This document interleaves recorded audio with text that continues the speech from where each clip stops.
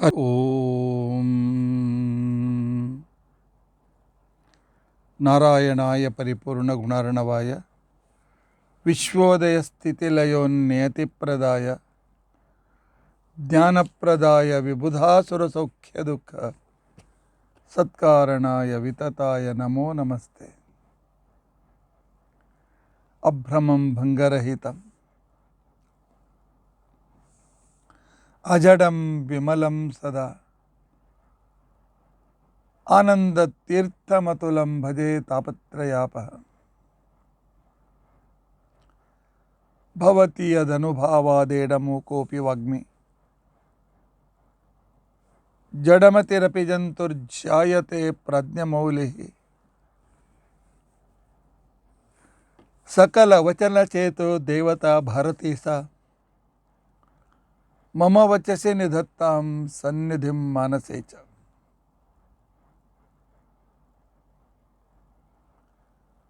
अस्मद्गुरुसमारम्भां टीकाकृत्पादमध्यगां श्रीमदाचार्यपर्यन्तां वन्दे गुरुपरम्पराम्। विद्यायां विबुधाचार्यं वेदज्ञानाब्धिचन्द्रं दुर्मतध्वान्तमार्ताण्डं सत्यध्यानमुनिं भजे। पञ्चाशद्वर्षपर्यन्तं सततं रामपूजकः श्रीसत्यप्रमोदगुरुराट् भासतां नो हृदम्बरे।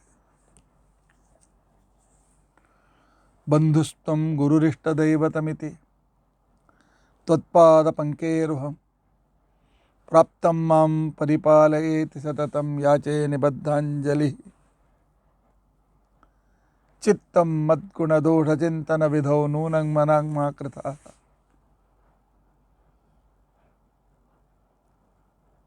श्री सत्यात्मगुरो त्वदङ्घ्रियुगलं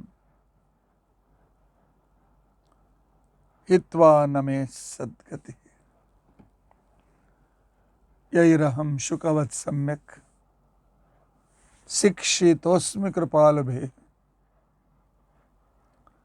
तान् वन्दे धेनुपाचार्यान् तत्त्वज्ञानार्थसिद्धये।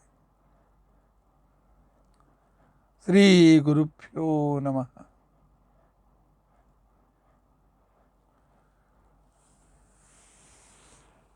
हरिः ओम हरिः ओम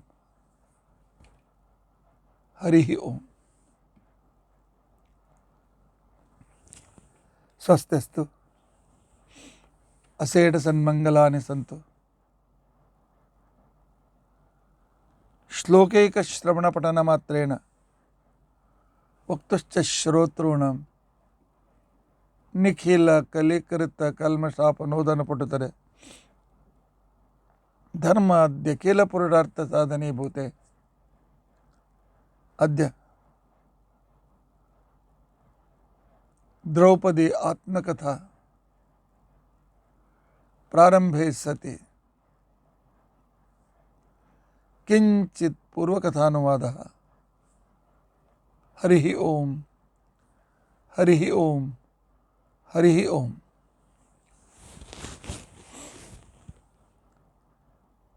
हरे राम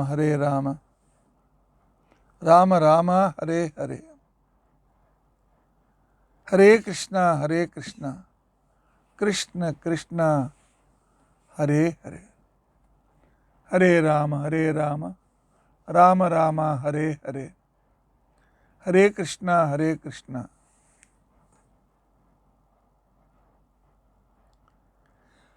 कृष्ण कृष्ण कृष्ण हरे हरे, हरे राम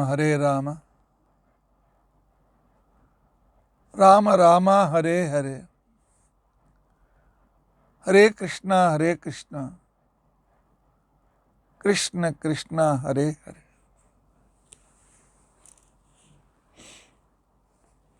हरे राम राम राम हरे हरे, हरे कृष्ण कृष्ण कृष्ण हरे हरे, हरे राम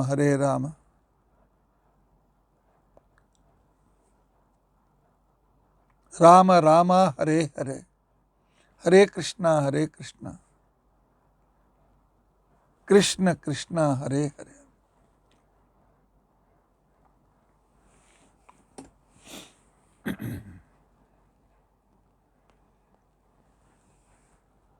ಶ್ರೀ ಗುರುಭ್ಯೋ ನಮಃ. ಹರಿ ಓಂ ಹರಿ ಓಂ ಹರಿ ಓಂ ಹರಿ ಓಂ.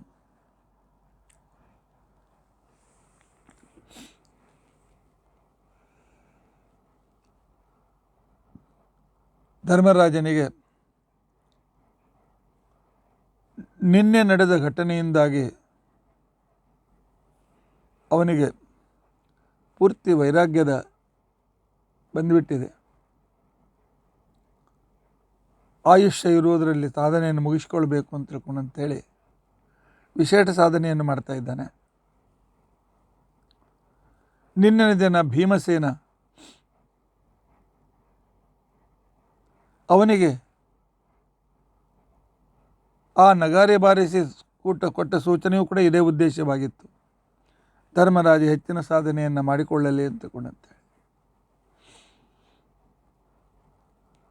ಯಾಕೆಂದರೆ ದೇವತೆಗಳು ರಾಮಕೃಷ್ಣಾವತಾರದಲ್ಲಿ ಅವನ ಸೇವಾರೂಪವಾದ ಕಾರ್ಯ ಎಷ್ಟು ಹೆಚ್ಚಿಗೆ ಮಾಡ್ತಾರೆ, ಅಷ್ಟು ಅವರ ಆನಂದದಲ್ಲಿ ಅಭಿವೃದ್ಧಿ ಆಗ್ತದೆ.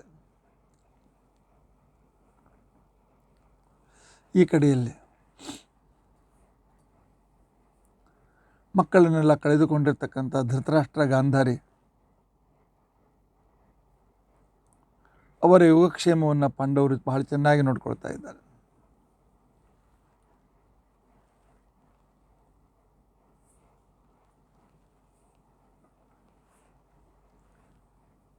ಭೀಮಸೇನ ನನ್ನ ಜೊತೆಗೆ ಮಾತನಾಡುವಾಗ ಹೇಳ್ತಾ ಇದ್ದ, ನಾನು ಏಕವಚನ ಮಾತನಾಡ್ತಾರೆ ಅಂತ ತಿಳ್ಕೊಳ್ಬೇಡಿ, ನನ್ನ ಪತಿದೇವ ಭೀಮಸೇನ ದೇವರು ಹೇಳ್ತಾ ಇದ್ದರು, ವ್ಯವಹಾರದಲ್ಲಿ ಹಾಗೆ ಏಕವಚನ ಬಂದುಬಿಡ್ತಾರೆ. ದ್ರೌಪದಿ, ಈ ಧೃತರಾಷ್ಟ್ರನ ಜೀವನವನ್ನು ನೋಡಿದೆಯಾ? ಒಂದು ಮಮತೆ. ಈ ದುರ್ಯೋಧನನ ಮೇಲೆ ಮಮತೆ ಹುಟ್ಟಲಿಕ್ಕೆ ಕಾರಣ ಕೇವಲ ಪುತ್ರ ಮೋಹ ಮಾತ್ರ ಅಲ್ಲ. ಧೃತರಾಷ್ಟ್ರ ಸ್ವಭಾವತಃ ಬಹಳ ಭೋಗಿ.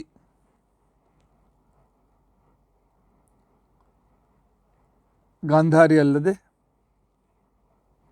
ಕುರುಡನಾಗಿದ್ದರೂ ಕೂಡ ಅವನಿಗೆ ಭೋಗಕ್ಕೆ ಹೊಸ ಹೊಸ ಹೆಣ್ಣುಗಳು ಬೇಕಾಗ್ತದೆ. ಹೀಗಾಗಿ ಖಾಂಡವ ಪ್ರಸ್ಥದಿಂದ ಈ ನಾಗ ಜಾತಿಯ ಹುಡುಗಿಯರನ್ನು ಅಂತಃಪುರಕ್ಕೆ ಸೇರಿಸಿಕೊಳ್ಳುವುದು, ಅವರನ್ನು ತನ್ನ ಭೋಗಕ್ಕೋಸ್ಕರ ಇಟ್ಕೊಳ್ತಾ ಇದ್ದ.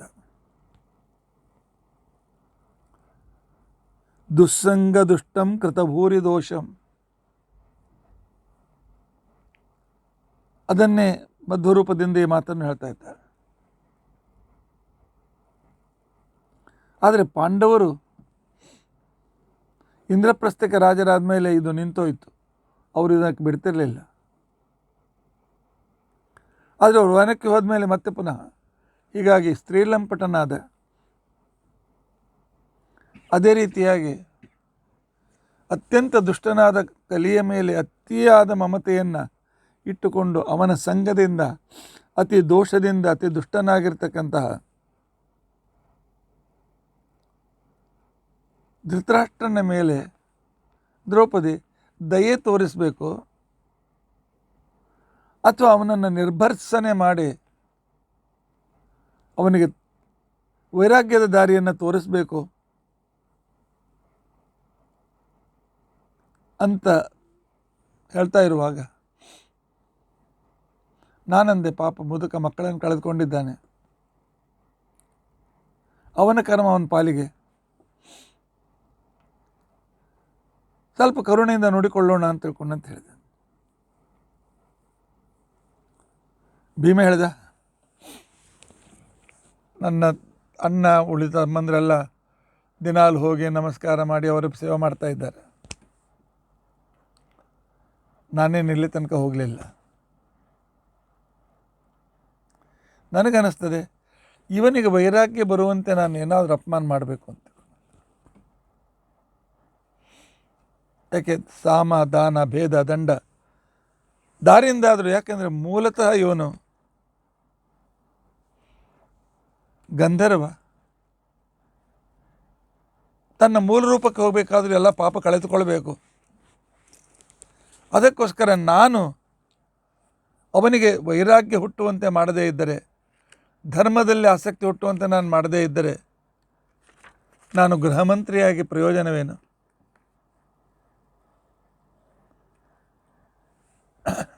ಅವನಿಗಿನ್ನೂ ಪಶ್ಚಾತ್ತಾಪವಾಗಿಲ್ಲ. ಅವತ್ತು ನೋಡಿದೆಯಲ್ಲ, ನನ್ನನ್ನೇ ಅಪ್ಪಿಕೊಂಡು ಕೊಲ್ಲಬೇಕು ಅಂತಕೊಂಡಂತೆ ಒಂದು ತಯಾರಿ ಇತ್ತಲ್ಲ.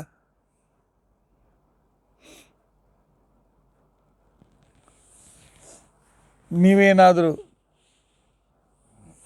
ಎಷ್ಟಾದರೂ ಹೆಣ್ಮಕ್ಳು ಅವನ ಜೊತೆಯಾಗಿ ಎಲ್ಲ ಅನುಕೂಲ ಮಾಡಿಕೊಳ್ಳಿ, ನಾನು ಮಾತ್ರ ಅವನು ಹೊರಗೆ ಹುಟ್ಟಿಸೇ ತೀರ್ತೇನೆ ಅಂತ ತಿಳ್ಕೊಂಡಂತೆ. ಅದಕ್ಕೆ ಅವನು ಧೃತರಾಷ್ಟ್ರ ಏನಾದರೂ ಬೇಡಿದರೆ ಭೀಮಸೇನ ಹೇಳ್ತಿದ್ದ, ಕೊಡ್ಲಿಕ್ಕೆ ಆಗಂಗಿಲ್ಲ ಅಂತ ಹೇಳು. ದಾಸರನ್ನು ಕರೆದು ಅವನು ಹೇಳ್ದಂಗೆ ಕೇಳಬೇಡ್ರಿ. 24 ತಾಸು ಮುದಕ್ಕೆ ಏನೇನು ಬೇಡ್ತಿರ್ತಾನೆ. ಒಂದು ಸಲ ಕೊಡೋದು ಅಷ್ಟೇ ಕೊಟ್ಬೇಡ್ರಿ, ಆಮೇಲೆ ಅವನ ಹತ್ರ ಹೋಗಲೇಬೇಡಿ. ಆದ್ದರಿಂದಾಗಿ ಅವನನ್ನು ಸ್ವಲ್ಪ ಇಗ್ನೋರ್ ಮಾಡಿ. ಭೀಮ ಅವನ ಮಾತಿನಿಂದ ಸೇವಕಿಯರು ಇಗ್ನೋರ್ ಮಾಡ್ತಾ ಇದ್ದಾರೆ ಅಂತನ್ನೋದು ಧೃತರಾಷ್ಟ್ರನಿಗೆ ತಿಳಿಯೋದಕ್ಕೆ ಬಹಳ ತಿಳಿಲಿಲ್ಲ. ಗಾಂಧಾರಿ ಧೃತರಾಷ್ಟ್ರರಿಗೆ ಅನ್ನಿಸ್ತಾ ಇತ್ತು, ಭೀಮ ಹೀಗೇಕೆ ಮಾಡ್ತಾನೆ ಅಂತ. ಆದರೆ ಉಳಿದ ಧರ್ಮರಾಜ, ಅರ್ಜುನ, ನಕುಲ ಸಹದೇವ್ ಬಂದು ಸೇವೆ ಮಾಡ್ತಾ ಇದರಿಂದಾಗಿ ಭೀಮ ಮಾಡ್ತಕ್ಕಂತಹ ಆ ಒಂದು ತಿರಸ್ಕಾರ ಅವನಿಗೆ ವೈರಾಗ್ಯ ಹುಟ್ಟಿಸಲಿಲ್ಲ. ಅವನ ಮನಸ್ಸಿನಲ್ಲಿ ನಾನು ಮಾಡಿದ ತಪ್ಪು ಅಂತನೂ ಪಶ್ಚಾತ್ತಾಪ ಬರಲೇ ಇಲ್ಲ.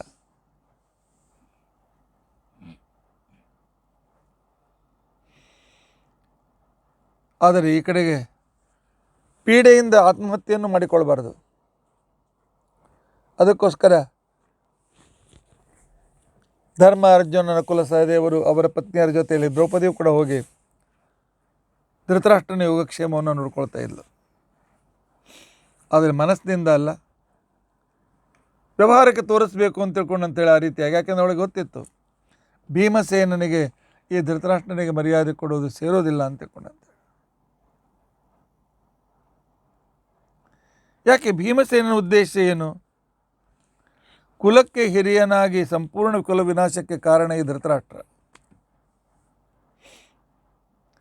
ದುರ್ಯೋಧನನ ಪ್ರಭಾವಕ್ಕೆ ಒಳಗಾಗಿ ಅನ್ಯಾಯಕ್ಕೆ ಪ್ರತಿಯೊಂದು ಅನ್ಯಾಯದಲ್ಲೂ ಸಹಭಾಗಿಯಾದ ವ್ಯಕ್ತಿ. ತಪ್ಪು ಮಾಡಿದವನಿಗೆ ಶಿಕ್ಷೆ ಸಿಗಲೇಬೇಕು.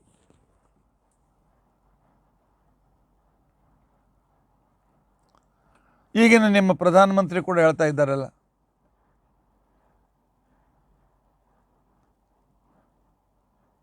लोग कुछ भी बोले लेकिन जिन्होंने प्रजा के पैसे खाया है उनको वापस देना ही पड़ेगा, उनसे हम वसूल कर लेंगे.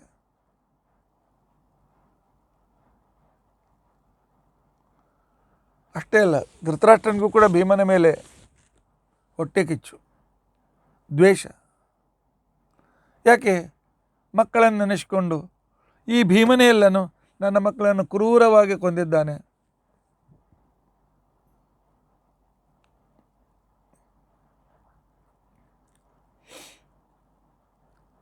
ಈ ರೀತಿಯಾಗಿ ಆದರೂ ಕೂಡ ಪಶ್ಚಾತ್ತಾಪ ಅಂತ ಅನ್ನಿಸ್ಲಿಲ್ಲ, ವೈರಾಗ್ಯ ಬರಲಿಲ್ಲ ಧೃತರಾಷ್ಟ್ರನಿಗೆ. ತಸ್ಯಾಪನೇತುಂ ವಿಷಯೇಷು ಶಕ್ತಿಂ, ಅವನಿಗೆ ನಿಜವಾದ ವೈರಾಗ್ಯ ಹುಟ್ಟಬೇಕು ಅಂತ ತಿಳ್ಕೊಂಡು ಅಂತೇಳಿ ದಿನಾಲು ಮಧ್ಯಾಹ್ನ ನಕುಲ ಸಹದೇವರು ಧೃತರಾಷ್ಟ್ರನಿಗೆ ಊಟ ತೆಗೆದುಕೊಂಡು ಬರ್ತಾಯಿದ್ರು.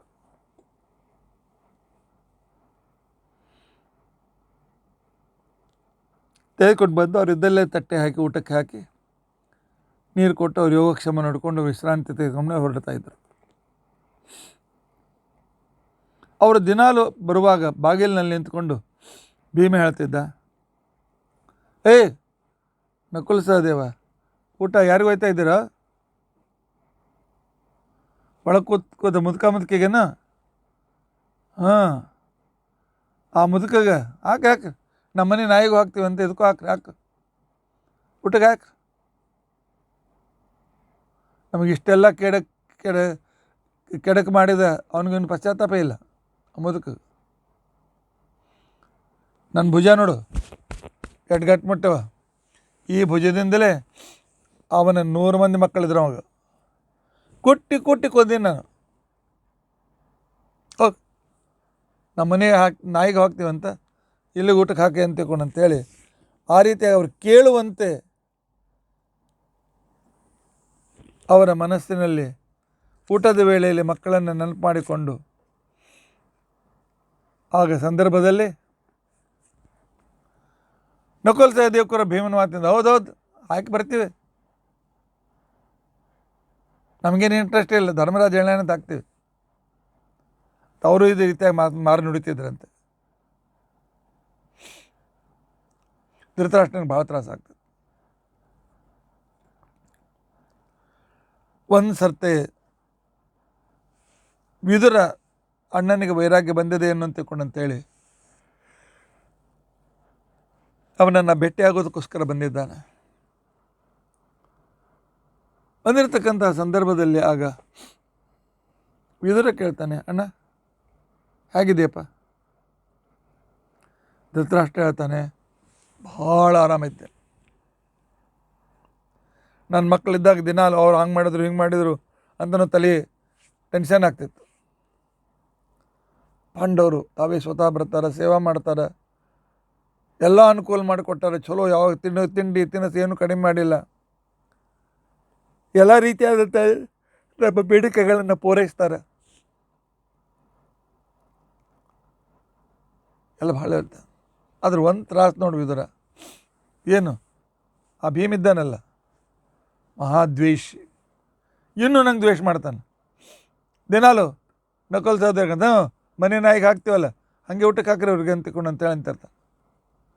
ಅಷ್ಟು ನಮ್ಮನ್ನು ಕೀಳು ಮಾಡ್ತಾನೆ. ತನ್ನ ಭುಜ ಚಪ್ಪರಿಸ್ಕೊಂಡು ಇದೇ ಭುಜದಿಂದ ಈ ಮುದುಕನ ಮಕ್ಕಳನ್ನು ಕೊಂದೇನಿ ಅಂತಿಕೊಂಡು ಅಂತೇಳಿ ಮಕ್ಕಳನ್ನು ಕೊಂದ ವಿಚಾರವನ್ನು ಹೇಳಿ ಮತ್ತೆ ಪುನಃ ದುಃಖವನ್ನು ತಂದು ಕೊಡ್ತಾನೆ. ಇವನೊಬ್ಬ ನಮ್ಮ ಶತ್ರು ನೋಡು ವಿದುರ, ಇವನನ್ನು ಬಿಟ್ಟರೆ ಎಲ್ಲರೂ ಮಿತ್ರರು.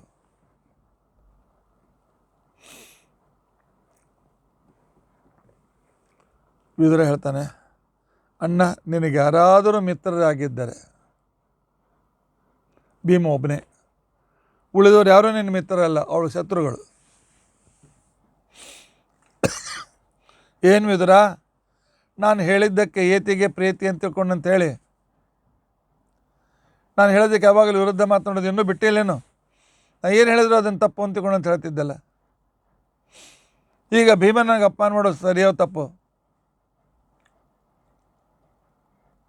ಅಣ್ಣ, ಭೀಮನ ಉದ್ದೇಶ ಅರ್ಥ ಮಾಡಿಕೊಂಡಿಲ್ಲ ನೀನು. ಕುಲಕ್ಕೆ ಹಿರಿಯನಾಗಿ ಸಂಪೂರ್ಣ ಕುಲನಾಶಕ್ಕೆ ಕಾರಣೀಭೂತನಾದ ನೀನು, ಕಾರಣೀಭೂತನಾಗಿರ್ತಕ್ಕಂಥ ನೀನು, ನಿನಗೆ ಪಾಂಡವರ ಮನೆಯ ಒಂದು ಅನ್ನದ ಅಗಳ ತಿನ್ನುವ ನೈತಿಕ ಅಧಿಕಾರ ಇದೆ. ವಿಚಾರ ಮಾಡು ಅಣ್ಣ, ವಿಚಾರ ಮಾಡು. ಪಾಂಡವರಿಗೆ ಏನು ಉಪಕಾರ ಮಾಡಿದೆ? ಪಾಂಡುರಾಜ ಹೋದಾಗ ಅವನ ಕಳೆಯವರ ಊರಿಗೆ ಬಂದರೆ ಮಂತ್ರಿಗಳು, ಊರಿನ ಜನರೆಲ್ಲ ವಿಜೃಂಭಣೆಯಿಂದ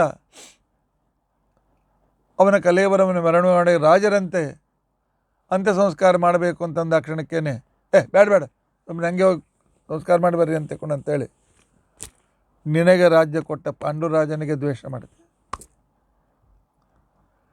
ಧರ್ಮರಾಜ ಹಿರಿಯ, ಅವನಿಗೆ ಯುವರಾಜನ ಪಟ್ಟ ಕಡಬಾರದು ಅಂತೇಳಿ ಅವ್ರು ಬರೋಕ್ಕಿಂತ ಮೊದಲೇ ತರಾತುರಿಯಿಂದ ದುರ್ಯೋಧನನಿಗೆ ರಾಜ್ಯಾಭಿಷೇಕ ಮಾಡಿದೆ. ಮುಂದೆ ಅವನು ಮಾಡಿದ ಪ್ರತಿಯೊಂದು ಕೆಟ್ಟ ಕೆಲಸಕ್ಕೂ ಕೂಡ ಭೀಮನಿಗೆ ವಿಷ ಹಾಕುವ ವಿಚಾರ ನಿನಗೆ ಗೊತ್ತಿತ್ತು, ಲಾಕ್ಷಾಗ್ರಹದ ವಿಚಾರ ನಿನಗೆ ಗೊತ್ತಿತ್ತು, ಪಾಂಡವರಿಗೆ ಏನೇನು ಅನ್ಯಾಯ ಮಾಡಬೇಕು ಎಲ್ಲ ವಿಚಾರ ನಿನಗೆ ಗೊತ್ತಿತ್ತು.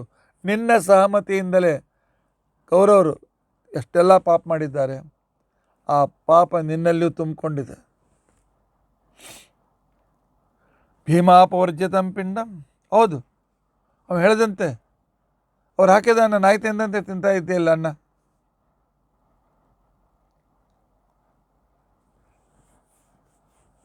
ಇನ್ನೂ ವೈರಾಗ್ಯ ಬಂದಿಲ್ಲ, ದೇವರ ದಿಂದ ತಪಸ್ಸು ಗಿಬಿಸು ಅಂತಂದಿಲ್ಲ. ಅವನು ಹೇಳೋ ಸರಿನೇ ಅಂತ ಅನ್ನಿಸ್ತದೆ. ನನಗೆ ಅನ್ನಿಸ್ತದೆ ಅಣ್ಣ, ನಚ ಅಪರಾಧೋ ಭೀಮಸ್ಯ, ಭೀಮ ಬೈತಾನ, ಏನು ತಪ್ಪಿದೆ?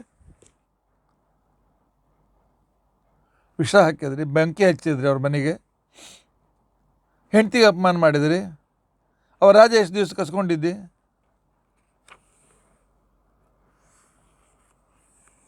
ಪಾಂಡವರ ಬಗ್ಗೆ ನೀವು ಮಾಡಿದ ಅನ್ಯಾಯ ಹೇಳ್ತಾ ಹೋದರೆ ಅದಕ್ಕೆ ಸಮಾಪ್ತಿ ಅಂತ ಅನ್ನೋದು ಆಗೋದಿಲ್ಲ.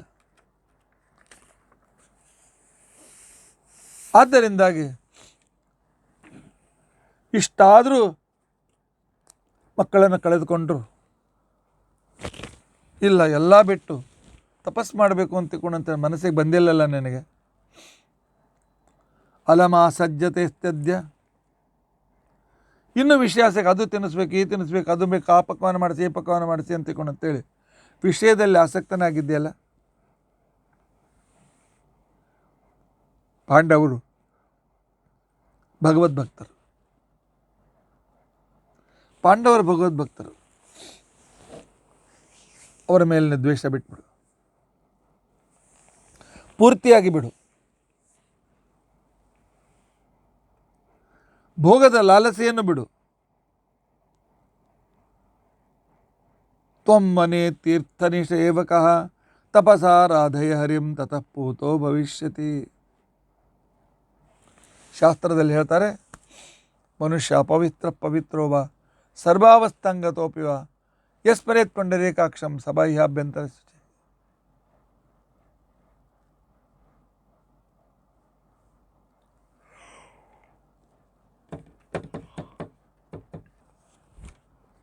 ಸಾಕು ನಡಿ, ರಾಜ್ಯದ ಮೋಹ ಬಿಟ್ಬಿಡು. ಎಂದೋ ನೀನು ನಿನ್ನ ಮಕ್ಕಳ ರಾಜ್ಯ ತೆಗೆದುಕೊಂಡಾಗಲೇ ತಪಸ್ಸಿಗೆ ಹೋಗ್ಬೇಕಾಗಿತ್ತು. ಮಹಾಭಾರತ ಯುದ್ಧ ಪೂರ್ವದಲ್ಲಿ ತಪಸ್ಸಿಗೆ ಹೊರಟು ಬಿಡಬೇಕಾಗಿತ್ತು ನೀನು ನನ್ನಾಗೆ. ಸಾಕಿನ್ನು ಹೇಳು, ನಡಿ. ತಪಸ್ಸು ಮಾಡಿ ಎಲ್ಲ ಪಾಪಗಳನ್ನು ತೊಳೆದುಕೊಂಡು ಶುದ್ಧನಾಗಿ ಸದ್ಗತಿಯನ್ನು ಪಡೆಯೋಣ. ನಡಿ ಅಣ್ಣ, ನಾನು ನಿನ್ನ ಜೊತೆಗೆ ಬರ್ತೇನೆ. ಈ ವಯಸ್ಸಿನಲ್ಲಿ ಒಬ್ಬನನ್ನೇ ಬಿಡೋದಿಲ್ಲ. ಆಗ ಧೃತರಾಷ್ಟ್ರನಿಗೆ ಬುದ್ಧಿ ಬಂತು. ಹೌದು, ಭೀಮ ಹೇಳೋದು ಸರಿ ಇದೆ, ಅವನು ನಾವು ಅನ್ಯಾಯ ಮಾಡಿದ್ದೇವೆ, ಅದಕ್ಕೆ ತಕ್ಕ ಫಲ ನಮಗೆ ಸಿಕ್ಕಿದೆ ಅಂಥೇಳಿ ಧರ್ಮರಾಜನಿಗೆ ಕರೆದು ಹೇಳ್ದ, ನನಗೆ ಇಲ್ಲಿ ಇರ್ಲಿಕ್ಕೆ ಆಗೋದಿಲ್ಲ, ತಪಸ್ಸು ಮಾಡ್ತೇನೆ, ತಪಸ್ಸಿಗೆ ಹೋಗ್ತೇನೆ ಅಂತ ತಿಳ್ಕೊಂಡು ಅಂತೇಳಿ ಧೃತರಾಷ್ಟ್ರ ಹೇಳ್ತಾನೆ. ಧರ್ಮರಾಜ ಹೇಳ್ತಾನೆ, ಸಾಧ್ಯ ಇಲ್ಲ, ಈ ವಯಸ್ಸಿನ ನಿಮ್ಗೆ ತಪಸ್ಸಿಗೆ ನಾನು ಕಳಿಸ್ಲೆ? ದೊಡ್ಡಪ್ಪ, ನಮ್ಮ ಅಪ್ಪನ ಸೇವೆ ಮಾಡೋ ಅವಕಾಶ ನಮ್ಗೆ ಸಿಗಲಿಲ್ಲೋ? ನಿನ್ನ ಸೇವೆಯನ್ನು ಮಾಡ್ತಾ ಮಾಡ್ತಾ ನಮ್ಮ ಅಪ್ಪನ ಸೇವೆ ಮಾಡಿದ ಮುಪ್ಪಿನ ಕಾಲದಲ್ಲಿ ಅಪ್ಪನ ಸೇವೆ ಮಾಡಿದ ಸಮಾಧಾನ ನನಗಾಗ್ತಾ ಇದೆ. ಅದಕ್ಕೆ ನಾನು ಅನುಮತಿ ಕೊಡೋದಿಲ್ಲ, ರಾಜನ ಅನುಮತಿ ಇಲ್ಲದೆ ನೀನು ಹೋಗ್ಲಿಕ್ಕೂ ಆಗೋದಿಲ್ಲ.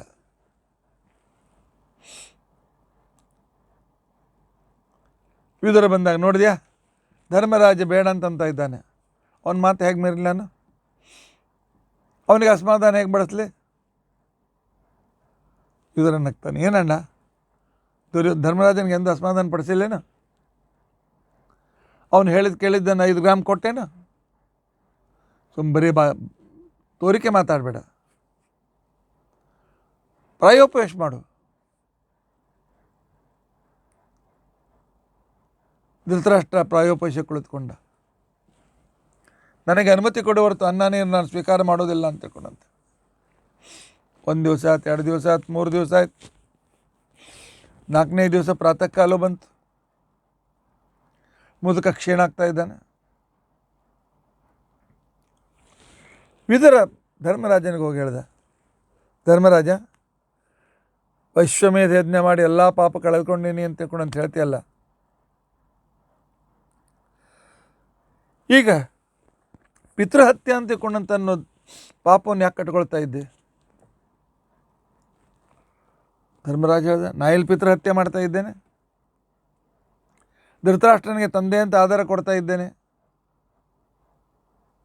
ಇಲ್ಲಪ್ಪ, ಕಾಡಿಗೆ ಹೋಗಬೇಕು ಅಂತ ತಿಳ್ಕೊಂಡಂತೇಳಿ ಧೃತರಾಷ್ಟ್ರ 3 ದಿವಸದಿಂದ ಉಪವಾಸ ಕೂತ್ಕೊಂಡಿದ್ದಾನೆ. ಇವತ್ತು 4ನೇ ದಿವಸ, ಇನ್ನೊಂದೆರಡು ದಿವಸ ಹೋದರೆ ಸತ್ತೋಗ್ತಾನೆ.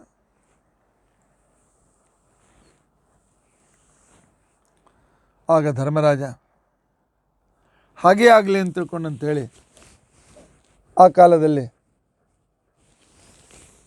ಬಂದು ಧೃತರಾಷ್ಟ್ರನಿಗೆ ಹೇಳಿದ್ದಾನೆ, ದೊಡ್ಡಪ್ಪ, ಏನು ಹಠ, ಸಣ್ಣ ಹುಡುಗರಿಗೆ ಹಠ ಮಾಡ್ತಾ ಇದ್ದೆ, ಯಾಕೆ ಉಪವಾಸ ಕೂತಿದ್ದೆ? ಅನ್ನ ತಗೋ, ಊಟ ಮಾಡತ್ತೆ, ನಾನೇ ಮಾಡತ್ತೆ ಊಟ.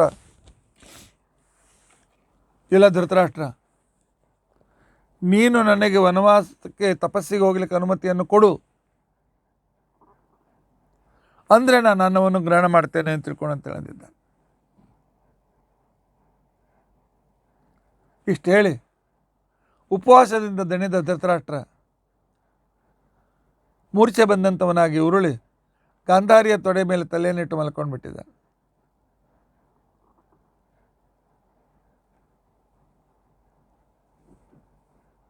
ಧರ್ಮರಾಜ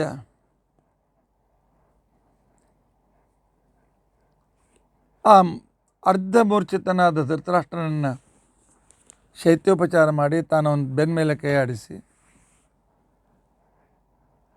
ಅವನಿಗೆ ಎಚ್ಚರ ಬಂದ ಮೇಲೆ ಬಹಳ ಕಷ್ಟದಿಂದ ದುಃಖದಿಂದ ಧರ್ಮರಾಜ ಹೇಳ್ತಾನೆ,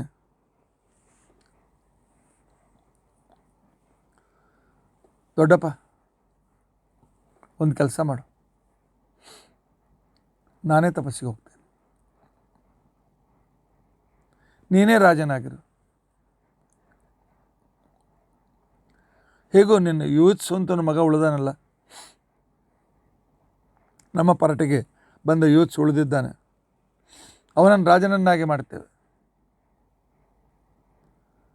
ನೀನು ನಿಷ್ಕಂಟಕವಾಗಿ ರಾಜ್ಯವನ್ನು ಆಳು, ನಾವು ಕಾಡಿಗೆ ಹೋಗ್ತೇವೆ. ಮೊದಲು ಈಗೇನಾದರೂ ಧರ್ಮರಾಜ ಹೇಳಿದರೆ ಧೃತರಾಷ್ಟ್ರ ಆಯ್ತು ಹೋಗಿ ಕಾಡಿಗೆ ಹೋಗ್ರಿ, ನಾ ರಾಜ್ಯ ಆಗ್ತೇನೆ ಅಂತಂತಿದ್ದ. ಆದರೆ ಈಗ ಅವನಿಗೆ ವೈರಾಗ್ಯ ನಿಜವಾಗಿ ಹುಟ್ಟಿತ್ತು. ಧೃತರಾಷ್ಟ್ರ ಅದೇ ಇಲ್ಲ, ನಾನು ರಾಜನಾಗಲಿಕ್ಕೆ ಸಾಧ್ಯವೇ ಇಲ್ಲ, ನಮ್ಮ ಕ್ಷತ್ರಿಯ ನಿಯಮವೇ ಇದೆ, ಮಕ್ಕಳು ಕೈಗೆ ಬಂದ ಕ್ಷಣಕ್ಕೇನೆ ರಾಜ್ಯವನ್ನು ಅವ್ರಿಗೆ ಕೊಟ್ಟು ತಪಸ್ಸಿಗೆ ಹೋಗಿ ಕಾಡಿನಲ್ಲಿ ತಪಸ್ಸು ಮಾಡ್ತಾ ದೇಹವನ್ನು ಬಿಡುವುದು ನಮ್ಮ ವಂಶಕ್ಕೆ, ಕುರುಕುಲ ಸೂರ್ಯವಂಶಕ್ಕೆ, ಇದು ಮೊದಲಿಂದಲೂ ಚಂದ್ರವಂಶಕ್ಕೆ ಹೇಳಿರ್ತಕ್ಕಂಥ ನಿಯಮ ಇದು.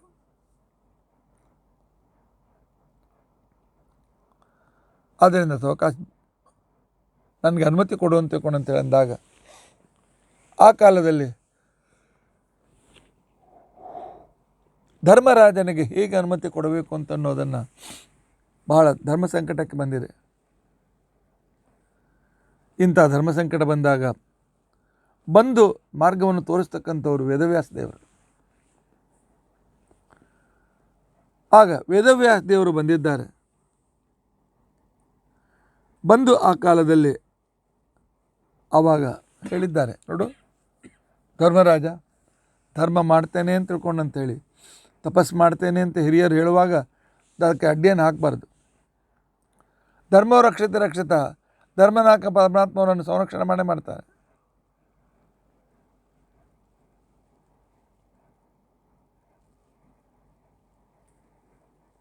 ಆ ಸರ್ವದೋಷಾಣಂ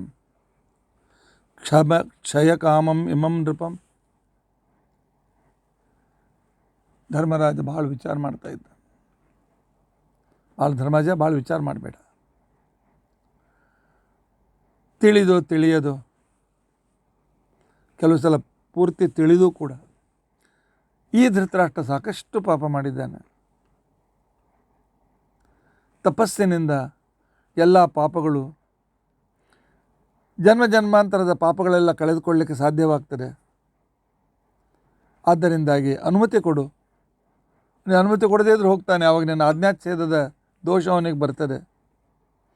ಅದಕ್ಕೆ ಅಡ್ಡಿ ಮಾಡಬೇಡ, ಕಳಿಸಿಕೊಡು ಧೃತರಾಷ್ಟ್ರನ ತಪಸ್ಸಿಗೆ ಅಂತ ತಿಳ್ಕೊಂಡು ಅಂತ ಹೇಳಿದ್ದ.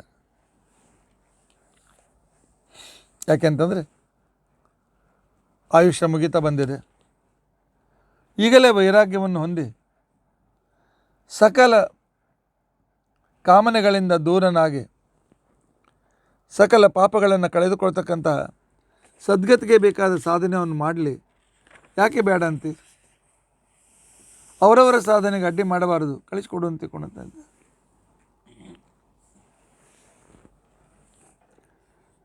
ವೇದವ್ಯಾಸ ದೇವರು ಹೇಳಿದ ಮೇಲೆ ಧರ್ಮರಾಜ ಒಪ್ಕೊಂಡಿದ್ದಾನೆ.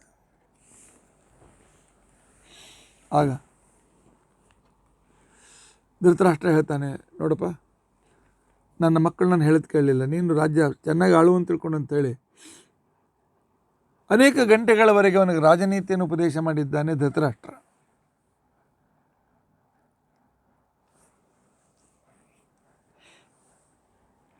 ಧರ್ಮರಾಜ ವಿನಯದಿಂದ ಕುಳಿತು ಕೇಳಿದ್ದಾನೆ. ಅವನಿಗೆ ಗೊತ್ತಿದ್ದ ವಿಷಯವಾದರೂ ಕೇಳಿದ್ದಾನೆ. ಮರ್ಯಾದೆ ಕೊಡಬೇಕು ಅಂತ ತಿಳ್ಕೊಂಡಂತ ಹೇಳಿದ್ದಾನೆ. ಕೇವಲ ಸ್ನೇಹತೋ ರಾಧೆ, ಅವನು ಅತ್ಯಂತ ವಿನಯದಿಂದ ಕೇಳಿದ್ದಾನೆ.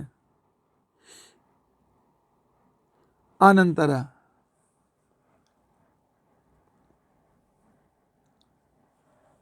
ಹೊರಡುವ ತಯಾರು ಮಾಡ್ತಾ ಇರುವಾಗ ತನ್ನ ಮಕ್ಕಳ ಶ್ರಾದ್ದ ಇನ್ನೊಮ್ಮೆ ಮಾಡಿ ಅವರಿಗೆ ಸದ್ಗತಿ ಸಿಗಲಿ ಅಂತೇಳಿ ಬಯಸಿ ಆ ಕಾಲದಲ್ಲಿ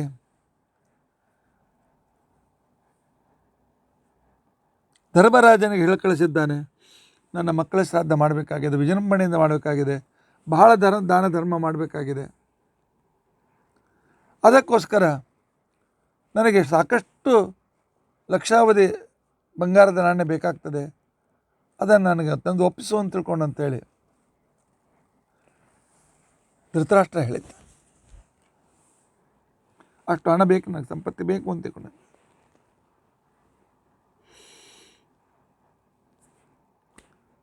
ಧರ್ಮರಾಜ ಫೈನಾನ್ಸ್ ಮಿನಿಸ್ಟರ್, ಗೃಹ ಮಂತ್ರಿ ಮತ್ತು ಫೈನಾನ್ಸ್ ಮಿನಿಸ್ಟರ್ ಆಗಿರ್ತಕ್ಕಂಥ ಭೀಮಸೇನಿಗೆ ಹೇಳಿ ಕಳಿಸ್ತಾನೆ, ಭೀಮ ಅವನು ಎಷ್ಟು ಬೇಡ್ತಾನೆ ದುಡ್ಡು ಕೊಟ್ಬಿಡು ಅಂತ ತಿಳ್ಕೊಂಡಂತೆ. ಭೀಮ ಹೇಳಿದ್ದಾನೆ, ರಾಜಕೋಶದಿಂದ ಆ ದುಷ್ಟ ದುರ್ಯೋಧನಾದಿಗಳಿಗೆ ಅವರ ಶ್ರಾದ್ದಕ್ಕೋಸ್ಕರ ಒಂದು ಪೈಸಾನೂ ಸಿಕ್ಕೋದಿಲ್ಲ.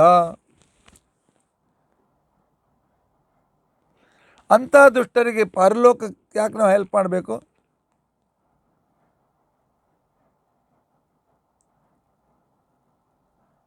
ಆದ್ದರಿಂದಾಗಿ ಅವನಿಗೆ ರಾಜಕೋಶದಿಂದ ಏನು ಸಿಕ್ಕೋದಿಲ್ಲ. ನೀವು ನಿಮ್ಮ ನಿಮ್ಮ ನಿಮ್ಮ ಸ್ವಂತ ಹಣ ಅಂತಿಕೊಂಡಂತೇನಿದೆ, ನಿಮ್ಮ ಪರ್ಸ್ನಲ್ ಅಕೌಂಟ್ನಿಂದ ಬೇಕಾದರೆ ಅವನಿಗೆ ಹಣ ಕೊಡಿ, ಆದರೆ ರಾಜಕೋಶದಿಂದ ಸರ್ವತಃ ಹಣ ಸಿಕ್ಕೋದಿಲ್ಲ ಅಂತಿಕೊಂಡಂತ ಹೇಳಿದ್ದ.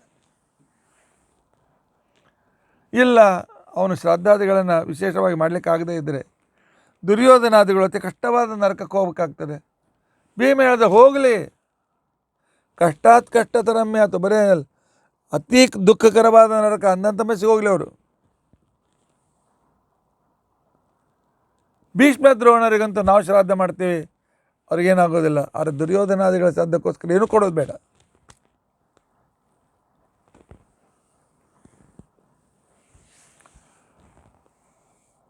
ಇನ್ನು ಕರ್ಣನ ಬಗ್ಗೆಯೂ ಕೂಡ ಶ್ರಾದ್ದ ಮಾಡೋಣ, ಆದರೆ ದುರ್ಯೋಧನಾದಿಗಳ ಶ್ರಾದ್ದಕ್ಕೋಸ್ಕರ ಒಂದು ಸ್ವಲ್ಪ ಕೂಡ ಪೈಸೆಯನ್ನು ಕೊಡೋದಿಲ್ಲ ಅಂತೇಳಿ ಅಂದಿದ್ದಾರೆ.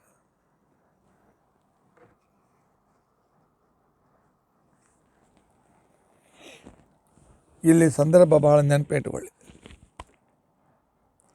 ಶಾಸ್ತ್ರದ ಮಾರ್ಗದರ್ಶನ, ಶಾಸ್ತ್ರದ ಸೂಚನೆ ಬಹಳ ಸೂಕ್ಷ್ಮವಾಗಿರ್ತದೆ. ವಿಷ್ಣು ದ್ವೇಷಿ, ಭಗವಂತನನ್ನು ದ್ವೇಷ ಮಾಡ್ತಕ್ಕಂಥ ವ್ಯಕ್ತಿ ಯಾರಾದರೂ ಇದ್ದರೆ ಅವನಿಗೆ ಊಟಕ್ಕೆ ಹಾಕಬೇಡಿ ಅಂತ ತಿಳ್ಕೊಂಡಂತ ಅವನಿಗೆ ಸಹಾಯ ಮಾಡಬೇಡಿ. ಅವನಿಗೆ ಮಾಡ್ತಕ್ಕಂಥ ಏನಾದರೂ ವಿಷ್ಣು ದ್ವೇಷಕ್ಕೆ ಸಹಾಯ ಮಾಡಿದರೆ ಆ ವಿಷ್ಣು ದ್ವೇಷದ ಪಾಪ ನಿಮಗೂ ಟ್ರಾನ್ಸ್ಫರ್ ಆಗ್ತದೆ.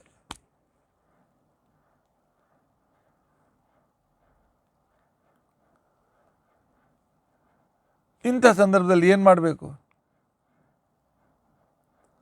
ಅಂತ ತಿಳ್ಕೊಂಡಂತ ಹೇಳಿರ್ತಕ್ಕಂಥ ಸಂದರ್ಭದಲ್ಲಿ ಆಗ ಭೀಮಸೇನ ಹೇಳಿ ಕಳಿಸಿದ್ದಾನೆ, ಈಯಾ ಶೌರ್ಯಾಚಮಾನಾಯ ನಿಜ ಬಾಹುಬಲಾರ್ಜಿತಂ. ಧರ್ಮರಾಜ, ಅರ್ಜುನ, ನೀವು ಸ್ವಂತ ಗಳಿಸಿದ, ಯುದ್ಧ ಮಾಡಿ ಗಳಿಸಿದ ಕೆಲವು ಸಂಪತ್ತಿ ನಿಮ್ಮ ಪ್ರೈವೇಟ್ ಅಕೌಂಟ್ ಏನಿದೆಯಲ್ಲ, ನಿಮ್ಮ ಸ್ವಂತ ಅಕೌಂಟ್ನಿಂದ ಅವನಿಗೆ ಹಣ ಕಳಿಸ್ಕೊಡಿ. ರಾಜ್ಯದ ಕೋಶದಿಂದ ವಿಷ್ಣು ದ್ವೇಷಿಗೆ ಒಂದು ಪೈಸಾ ಸಿಕ್ಕೋದಿಲ್ಲ. ಶಾಸ್ತ್ರ ಎಲ್ಲಿವರೆಗೂ ಹೇಳ್ತದೆ? ಅತ್ಯಂತ ಕರುಣೆ ದಯೆ ಹೇಳುವ ಶಾಸ್ತ್ರ ಹೇಳ್ತದೆ, ಒಬ್ಬ ವಿಷ್ಣುನ ದ್ವೇಷ ಮಾಡ್ತಕ್ಕಂಥ ವ್ಯಕ್ತಿ ನಿಮ್ಮ ಎದುರಿಗೆ ಬಿದ್ದು ವಿಲಿ ಒದ್ದಾಡ್ತಿದ್ರು ಒಂದು ಹನಿ ನೀರು ಒಂದು ಬಾಯಿಗೆ ಹಾಕಬೇಡಿ ಅಂತ ತಿಳ್ಕೊಂಡು ಹೇಳಿದ. ಈ ದುರ್ಯೋಧನಾದಿಗಳು ಕೃಷ್ಣನ್ನೇ ಕಟ್ಟಿ ಹಾಕಬೇಕು, ಬಂಧನದಲ್ಲಿಡಬೇಕು ಅಂತ ತಿಳ್ಕೊಂಡಂತ ಅನ್ನುವ ದ್ವೇಷ ಕಾರ್ಯವನ್ನು ಮಾಡಿದ್ದಾರೆ. ಇಂಥವರಿಗೆ ನಾವ್ಯಾಕೆ ಸಹಾಯ ಮಾಡಬೇಕು? ಆ ಪಾಪಕ್ಕೆ ನಾವ್ಯಾಕೆ ಭಾಗಿಯಾಗಬೇಕು? ಇವರ ಮಾತನ್ನು ಕೇಳಿ ಆ ಕಾಲದಲ್ಲಿ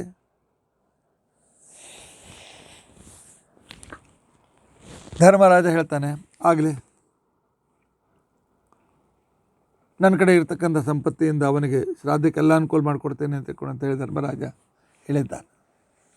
ಒಂದೊಂದು ಸಲ ವಿಶಿಷ್ಟ ಸೂಕ್ಷ್ಮ ಸಂದರ್ಭದಲ್ಲಿ ಧರ್ಮಶಾಸ್ತ್ರ ಕೂಡ ಸೋಲುವ ಪ್ರಸಂಗ ಇರ್ತದೆ. ಆಗ ಪರಮಾತ್ಮನ ಮಾರ್ಗದರ್ಶಕನಾಗಿ ಬರಬೇಕಾಗ್ತದೆ.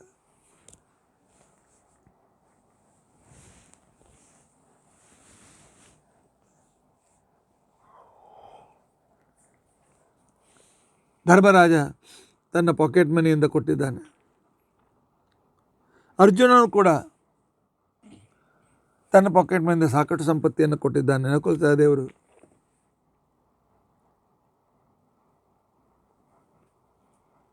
ಅರ್ಜುನನು ಕೂಡ ತನ್ನ ವೈಯಕ್ತಿಕ ಧನವನ್ನು ಕೊಟ್ಟಿದ್ದಾನೆ.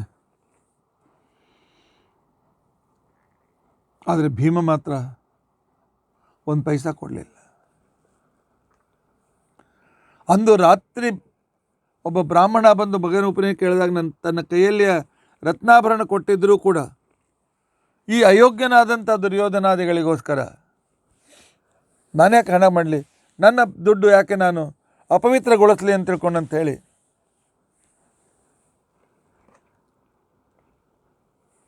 ಭೀಮ ಕೊಡಲಿಲ್ಲ. ವಿದುರ ಉಳಿದವರು ಕೊಟ್ಟ ಹಣವನ್ನು ತೆಗೆದುಕೊಂಡು ಬಂದು ಧೃತರಾಷ್ಟ್ರನಿಗೆ ಕೊಟ್ಟಿದ್ದಾನೆ. ಕೊಟ್ಟು ಹೇಳಿದ್ದಾನೆ, ಏನಪ್ಪ, ಧರ್ಮ ಅರ್ಜುನಾದಿಗಳು ಕೋಶದಿಂದಂತೂ ಹಣ ಕೊಡ್ಲಿಕ್ಕೆ ಆಗೋದಿಲ್ಲ ಅಂತ ಭೀಮ ಹೇಳಿಬಿಟ್ಟ. ಧರ್ಮ ಅರ್ಜುನಾದಿಗಳು ತಮ್ಮ ಪಾಲಿನ ತಾವು ಸ್ವಂತ ಗಳಿಸಿದ ಹಣದಲ್ಲಿ ನನಗೆ ಬೇಡದಷ್ಟು, ದಾನಕ್ಕೆ ಬೇಡದಷ್ಟು ಹಣವನ್ನು ತೆಗೆದುಕೊಂಡು ಬಂದಿದ್ದೇವೆ. ಹೋಗಲಿ, ಆ ಭೀಮ ಕೊಟ್ಟನೇನು? ಧೃತರಾಷ್ಟ್ರ ಇನ್ನೂ ಸಿಟ್ಟು ಹೋಗಿರಲಿಲ್ಲ ಪೂರ್ತಿ. ಇಲ್ಲ, ಭೀಮ ಕೊಡಲಿಲ್ಲ. ರಾಜಕೋಶದಿಂದಲೂ ಕೊಡಲಿಲ್ಲ, ತನ್ನ ಸ್ವಂತನೂ ಕೊಡಲಿಲ್ಲ. ಯಾಕೆ? ಶುದ್ಧೆ ಕ್ಷತ್ರಿಯ ಧರ್ಮೇ ನಿರತೋಯ ದುರುಕೋದರ. ಧೃತರಾಷ್ಟ್ರ ಪವಿತ್ರವಾದ ಅತಿಶುದ್ಧವಾದ ಕ್ಷತ್ರಿಯ ಧರ್ಮ ಭೀಮಸೇನನದು. ದುಷ್ಟರಿಗೆ ವಿಷ್ಣು ದ್ವೇಷಗಳಿಗೆ ನೀರನ್ನೇ ಕೊಡಬಾರದು ಅಂತ ತಿಳ್ಕೊಂಡಂತೇಳಿ ಅಂದಾಗ ಹಣ ಕೊಡ್ತಾನೆ? ಕೊಡೋದಿಲ್ಲ. ಶಾಸ್ತ್ರದ ನಿಯಮವನ್ನು ಚಾಚೂ ತಪ್ಪದೇ ಪಾಲಿಸಿ ತಾನು ಪರಮ ವೈಷ್ಣವ ಶುದ್ಧವಾಗಿರ್ತಕ್ಕಂಥ ಕ್ಷತ್ರಿಯ ಧರ್ಮದಲ್ಲಿರ್ತಕ್ಕಂಥ ವ್ಯಕ್ತಿ, ಶುದ್ಧೇ ಭಾಗವತೇ ಧರ್ಮೆ ಶುದ್ಧೇ ಕ್ಷತ್ರಿಯ ಧರ್ಮೆ ವೃತ್ತಿಯನ್ನು ನಿರತನಾಗಿದ್ದಾನೆ. ಆದ್ದರಿಂದಾಗಿ ಅವನು ತನ್ನ ಧರ್ಮ ಬಿಟ್ಟು ನಿನಗೆ ಹಣ ಕೊಡಲಿಲ್ಲ. ಧರ್ಮರಾಜ ಅರ್ಜುನರಿಗೂ ಇದು ಅಂದಾಜತೆ, ಇದು ಇವನು ಭಗವದ್ವೇಷಿ, ಭಾಳ ತಪ್ಪು ಮಾಡಿದ್ದಾನೆ, ಇವನಿಗೆ ಹಣ ಕೊಟ್ಟರೆ ನಮಗೂ ಪಾಪ ಬರ್ತದೆ ಅಂತ ತಿಳ್ಕೊಂಡು ಅಂತೇಳಿ. ಆದರೂ ಕೂಡ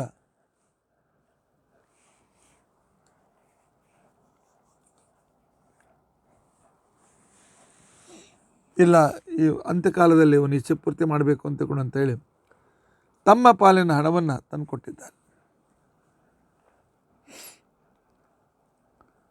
ಆಗ ದುರ್ಯೋಧನ ಇಲ್ಲ ಧೃತರಾಷ್ಟ್ರ ತನ್ನ ಮಕ್ಕಳನ್ನು ಕುರಿತು ಮತ್ತೆ ಭಕ್ತಿಯಿಂದ ಶ್ರಾದ್ದವನ್ನು ಮಾಡಿದ್ದಾನೆ. ಸಾಕಷ್ಟು ಹಣವನ್ನು ದಾನ ಮಾಡಿದ್ದಾನೆ. ಯಾಕೆ? ಧರ್ಮರಾಜ ಅರ್ಜುನ ಬೇಕಾದಷ್ಟು ಸಂಪತ್ತಿ ಕೊಟ್ಟಿದ್ದರು.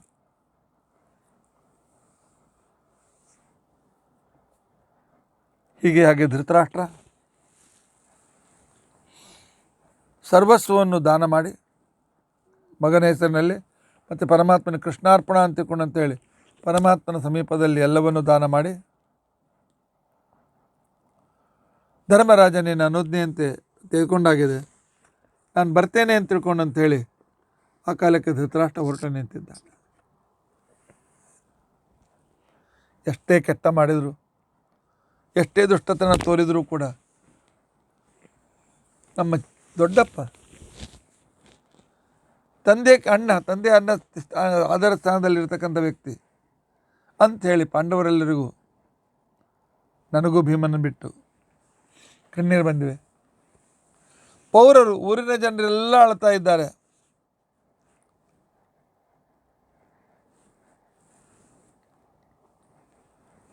ಆದ್ದರಿಂದಾಗಿ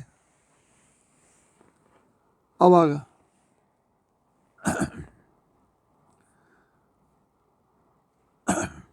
ಧರ್ಮರಾಜ ಧೃತರಾಷ್ಟ್ರ ನಗರದ ಜನರಿಗೂ ಕೂಡ ನಾಗರಿಕರಿಗೂ ಸಮಾಧಾನವನ್ನು ಮಾಡಿದ್ದಾನೆ. ನಾಗರಿಕರೇ, ನೀವು ಎಂದೋ ನನ್ನ ವಿರುದ್ಧ ದಂಗೆ ಏಳಬಹುದಾಗಿತ್ತು.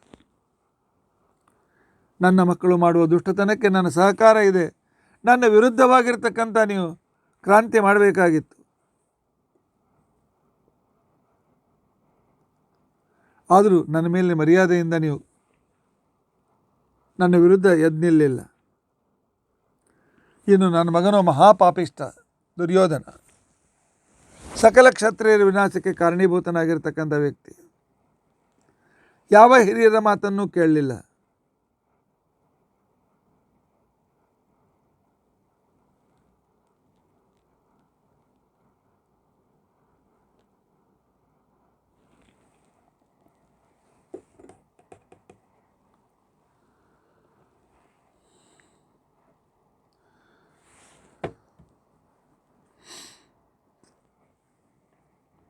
ಕ್ಷಮಿಸಿ, ನನ್ನ ಮಗನ ಮಾತನ್ನು ಕೇಳಿಕೊಂಡು ಮಗನ ಮೇಲಿನ ಮೋಹದಿಂದ ನಾನು ಅನೇಕ ರೀತಿಯಾಗಿರ್ತಕ್ಕಂಥ ಅನಾನುಕೂಲತೆಯನ್ನು ಮಾಡಿದ್ದೇನೆ. ನನ್ನ ಮಗ ಮಹಾಪಾಪಿಷ್ಟ, ಎಲ್ಲರ ಮೇಲೆ ಸಂಶಯ ಪಡ್ತಾ ಇದ್ದ. ಅಂತಹ ಸಂದರ್ಭದಲ್ಲಿ ನಿಮಗೂ ಅನೇಕ ರೀತಿಯಿಂದ ಪೀಡೆಯನ್ನು ಕೊಟ್ಟಿದ್ದಾನೆ. ಒಳ್ಳೆ ಸಾತ್ವಿಕರಾಗಿರ್ತಕ್ಕಂಥ ಪಾಂಡವರ ಮೇಲೆ ದ್ವೇಷವನ್ನು ಮಾಡಿ ಅವರಿಗೆ ತ್ರಾಸು ಕೊಟ್ಟಂಗೆ ನಿಮಗೂ ಕೂಡ ಬಹಳ ಪೀಡೆಯಾಗಿದೆ, ನನಗೆ ಗೊತ್ತಿದೆ. ಈಗ ನನಗನ್ನಿಸ್ತದೆ ನನ್ನ ಮಗನ ಪಕ್ಷವನ್ನು ಹಿಡಿದು ನಾನು ಬಡತೊಟ್ಟು ಮಾಡಿದೆ. ಪಾಂಡವರಿಗೆ ಬಿಡಲಿ ಕೃಷ್ಣನನ್ನು ಕೂಡ ಕಟ್ಟಿ ಹಾಕಬೇಕು ಅಂತ ಹೇಳಿ ಅತಿ ಕೆಟ್ಟ ಕೆಲಸವನ್ನು ನನ್ನ ಮಗ ಮಾಡಿದ. ಅವನ ತಮ್ಮಂದಿರಿಗೂ ಬುದ್ಧಿ ಇಲ್ಲೇನು, ಎಲ್ಲರೂ ಅಣ್ಣ ಹೇಳ್ಕೊಂಡು ಹಂಗೆ ಕೇಳ್ಕೊಂಡಿದ್ರು. ಆದ್ದರಿಂದಾಗಿ ನಿಮ್ಮೆಲ್ಲರ ಅನುಮತಿಯನ್ನು ಕೇಳ್ತೇನೆ, ನಾನು ಕಾಡಿಗೆ ಹೋಗಿ ಬರ್ತೇನೆ. ಸೋಹಂ ವಯೋಗತಶ್ಚೈವ, ಮಕ್ಕಳನ್ನಂತೂ ಕಳೆದುಕೊಂಡಿದ್ದೇನೆ, ವಯಸ್ಸು ಹೆಚ್ಚಾಗಿದೆ. ಹಿಂದೆ ಮಾಡಿದ ಪಾಪವನ್ನು ತೊಳೆದುಕೊಂಡು ಪುಣ್ಯವನ್ನು ಸಂಪಾದನೆ ಮಾಡಿ ಸದ್ಗತಿಯನ್ನು ಪಡೆಯಬೇಕು ಅಂತ ತಿಳ್ಕೊಂಡಂತೇಳಿ ನಾನು ಮಾಡಿದ ಪಾಪದ ಪ್ರಾಯಶ್ಚಿತ್ತವನ್ನು ಮಾಡಿಕೊಳ್ಳಬೇಕು ಅನ್ನೋದಕ್ಕೋಸ್ಕರ ನಾನು ಕಾಡಿಗೆ ಹೊರಟಿದ್ದೇನೆ. ಆದ್ದರಿಂದ ಪ್ರಜೆಗಳೇ, ಈಗಾಗಲೇ ರಾಜ ಅನುಮತಿ ಕೊಟ್ಟಿದ್ದಾನೆ. ನೀವೆಲ್ಲರೂ ಸೇರಿ ನನಗೆ ಅನುಮತಿಯನ್ನು ಕೊಡಿ. ಒಂದು ಮಾತು ನೆನಪಿಟ್ಕೊಳ್ಳಿ, ನಮ್ಮ ರಾಜರಾದ ಕೌರವರನ್ನು ಕೊಂದಿದ್ದಾರೆ, ಪಾಂಡವರನ್ನು ಜಗತ್ತೆ ನಾವು ಪ್ರೀತಿಯಿಂದ ಇರಬೇಕು ಅಂತ ತಿಳ್ಕೊಂಡಂತೇಳಿ ಇಲ್ಲ. ಪಾಂಡವರು ಬಹಳ ಮಹಾತ್ಮರು, ಭಾಳ ಒಳ್ಳೆಯ ರೀತಿಯಿಂದ ನಿಮಗೆ ಸುಖದಲ್ಲಿ ಇಡ್ತಾರೆ. ಅವರಿಂದ ನಿಮಗೆ ಅನೇಕ ರೀತಿಯಾಗಿರ್ತಕ್ಕಂಥ ಉನ್ನತಿ ಆಗ್ತದೆ. ಪಾಂಡವರಲ್ಲಿ ಆದರನ್ನು ಕೊಡ್ತಾ ಇರಿ ಅಂತ ತಿಳ್ಕೊಂಡಂತೇಳಿ ಆ ಕಾಲದಲ್ಲಿ ಅವನು ಹೇಳ್ತಾನೆ, ಅಷ್ಟೇ ಅಲ್ಲ ಪ್ರಜೆಗಳೇ, ನನ್ನ ಮಕ್ಕಳು ಕೆಟ್ಟರು, ಆದರೆ ಪಾಂಡವರು ಆದರ್ಶರು. ಪಾಂಡವರ ಆದರ್ಶವನ್ನು, ಅವರ ಉಪದೇಶವನ್ನು ಕೇಳಿ, ಅವರ ಜೀವನವನ್ನು ನೋಡಿ, ಅವರ ಆಚರಣೆಯನ್ನು ನೋಡಿ ಎಷ್ಟು ರೀತಿಯಿಂದ ಅದ್ಭುತವಾದ ಪವಿತ್ರರಾಗಿದ್ದಾರೆ. ಅವರಂತೆ ನೀವು ಆಚರಿಸಿ, ಅವರ ಅಧೀನರಾಗಿದ್ದು ಅವರ ವಿಶೇಷವಾದ ಅನುಗ್ರಹವನ್ನು ಪಡೆಯಿರಿ ಅಂತ ಹೇಳಂದಿದ್ದಾನೆ. ಧೃತರಾಷ್ಟ್ರ ಗಾಂಧಾರಿ ತಪಸ್ಸಿಗೆ ಹೊರಟು ನಿಂತಿದ್ದಾರೆ. ಆಗ ಸಂಜಯ ಮತ್ತು ವಿದುರ ಧರ್ಮರಾಜನಿಗೆ ಹೇಳ್ತಾರೆ, ಧರ್ಮರಾಜ, ನಾವು ಕೂಡ ತಪಸ್ಸಿಗೆ ಹೋಗ್ತೇವೆ, ನಮ್ಮದು ಕೆಲಸ ಮುಗೀತು. ಆಗ ಧರ್ಮರಾಜ ಅಂತ ಹಿಂದಿನಿಂದ ಹೆಣ್ಣಿಗೆ ಧ್ವನಿ ಕೇಳಿಸ್ತು. ಹಿಂದಿನಿಂದ ಧ್ವನಿ ಕೇಳಿಸಿರ್ತಕ್ಕಂಥ ಸಂದರ್ಭದಲ್ಲಿ ನೋಡ್ತಾನೆ, ತನ್ನ ತಾಯಿಯೂ ಕೂಡ ಒಂದೆರಡು ಬಟ್ಟೆಗಳನ್ನು ತನ್ನ ಜೊತೆಯಲ್ಲಿ ಗಂಟು ಕಟ್ಕೊಂಡು, ಧರ್ಮರಾಜ ನಾನು ತಪಸ್ಸಿಗೆ ಹೋಗ್ತೇನೆ, ಅವ್ರ ಜೊತೆಗೆ ಹೋಗ್ತೇನೆ ಅಂತಕೊಂಡು ಹೊರಟೇ ಬಿಟ್ಟಿದ್ದ. ಅನುವವ್ರಾಜತಂ ಕುಂತಿ ವನಾಯ ಕೃತ ನಿಶ್ಚಯ. ಆಗ ಮಕ್ಕಳೆಲ್ಲ ತಡೀತಾರೆ, ಕೇಳ್ಕೊಳ್ತಾರೆ, ಕಾಲಿಗೆ ಬಿದ್ದು ಕೇಳ್ಕೊಳ್ತಾರೆ, ಅಮ್ಮ ಇಷ್ಟು ದಿವಸ ದುಃಖಪಟ್ಟಿದ್ದಿ, ಕಷ್ಟಪಟ್ಟಿದ್ದಿ, ಈಗ ರಾಜಮಾತೆಯಾಗಿ ಸುಖ ಅನುಭವಿಸ್ತಮ್ಮ, ನೀನೇ ನಮಗೆ ಹೇಳ್ಕೊಳ್ತಲೇನು, 5 ಗ್ರಾಮಗಳ ಭಿಕ್ಷೆ ಬೇಡಬೇಡಿ, ಕ್ಷತ್ರಿಯರಂತೆ ಯುದ್ಧ ಮಾಡಿ ರಾಜ್ಯವನ್ನು ಸಂಪಾದನೆ ಮಾಡಿಕೊಳ್ಳಿ ಅಂತ ತಿಳ್ಕೊಂಡು ಅಂತೇಳಿ ಈಗ ನೀನೇ ಬಿಟ್ಟು ಹೊರಟಿದ್ದೀಯಲ್ಲ ಅಂತ ತಿಳ್ಕೊಂಡು ಅಂತೇಳಿ ಎಲ್ಲರೂ ಪಾಂಡವರು ಅಳ್ತಾ ಇದ್ದಾರೆ. ಅವರ ಪತ್ನಿಯರು, ನಾನು ವ್ಯವಹಾರ ಕಳಬೇಕಲ್ಲ, ಕುಂತೆ ಮೇಲೆ ಪ್ರೀತಿ ಇಲ್ಲ ಅಂತಿಲ್ಲ, ಭಾಳ ಯೋಗ್ಯ ನಿರ್ಣಯ ತೆಗೆದುಕೊಂಡಿದ್ದಾಳೆ ಅನ್ನೋ ಸಮಾಧಾನ ನನಗಿತ್ತು. ಹೀಗೆ ಧೃತರಾಷ್ಟ್ರ, ಗಾಂಧಾರಿ, ಸಂಜಯ, ವಿದುರ, ಕುಂತಿ ಇವರು ತಪಸ್ಸಿಗೆ ಹೊರಟಿದ್ದಾರೆ. ಪಾಂಡವರನ್ನು ಉಳಿದ ಪ್ರಜೆಗಳಿಗೂ ಸಮಾಧಾನ ಮಾಡಿ, ಎಲ್ಲಿದ್ದರೂ ನಿಮ್ಮ ಯೋಗಕ್ಷೇಮವನ್ನು ನೆನೆಸ್ತೇವೆ ಅಂತ ತಿಳ್ಕೊಂಡಂತ ಹೇಳಿ ತನಗೆ ತನ್ನಲ್ಲಿರ್ತಕ್ಕಂಥ ಸಂಪತ್ತಿಯನ್ನು ಸರ್ವಸ್ವವನ್ನು ದಾನ ಮಾಡಿ ಇವರೆಲ್ಲರೂ ಕೂಡ ತಪಸ್ಸಿಗೆ ಹೊರಟಿದ್ದಾರೆ. ಕುಂತಿಯ ತ್ಯಾಗ ಎಂಥ ವಿಚಿತ್ರವಾದದ್ದು. ಸಂಪೂರ್ಣ ಜೀವನದಲ್ಲಿ ಸುಖವನ್ನು ಅನುಭವಿಸಲಿಲ್ಲ. ಸುಖ ಬಂದಾಗಲೂ ಕೂಡ ಬೇಡ, ದೇವರನ್ನು ಮರಿತೇನೆ ಅಂತೇಳಿ ಸುಖವನ್ನು ತ್ಯಾಗ ಮಾಡಿ ತಪಸ್ಸಿಗೆ ಹೊರಟಿರ್ತಕ್ಕಂಥ ಆ ಮಹಾಸಾಧ್ವಿಯ ವೈಶಿಷ್ಟ್ಯ, ಅದನ್ನು ಎಷ್ಟು ಹೇಳಿದರೂ ಕೂಡ ಕಡಿಮೆ ಇದೆ. ಅಲ್ಲಿಂದ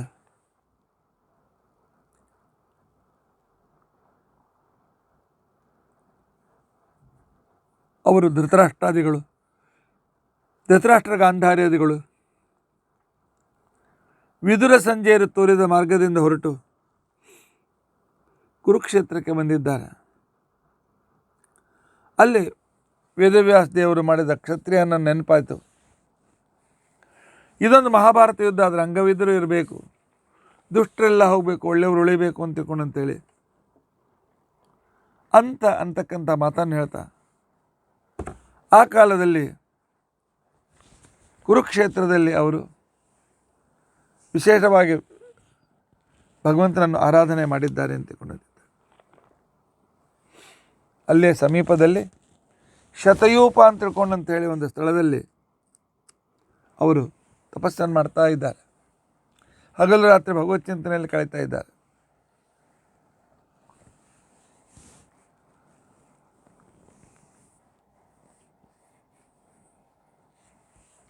ತ್ರಿವತ್ಸರಾದಸ್ಯ ನಿಜಸ್ಯ ಲೋಕ ಸಪ್ತಿಂ ಸಭಾರ್ಯಸ್ಯ ಜಗಾದ ತತ್ರ ಬ್ರಹ್ಮಾಂಕಜಸ್ತೇನ ಭೃಶಂ ಪ್ರತೀತೋ ವ್ಯಾಸೋಪದಿಷ್ಟಂ ವ್ಯಚರತ್ ತಪೋಗ್ರಂ. ಧೃತರಾಷ್ಟ್ರ, ಗಾಂಧಾರಿ, ಕುಂತಿ, ಮಾದ್ರಿ ಅಲ್ಲ, ಕುಂತಿ, ವಿದುರ, ಸಂಜಯ ಇವರೆಲ್ಲರೂ ತಪಸ್ಸು ಮಾಡಿ ಘನಘೋರವಾದ ತಪಸ್ಸನ್ನು ಮಾಡ್ತಾ ಇದ್ದಾರೆ. ಇವರನ್ನು ಭೇಟಿಯಾಗುವುದಕ್ಕೋಸ್ಕರ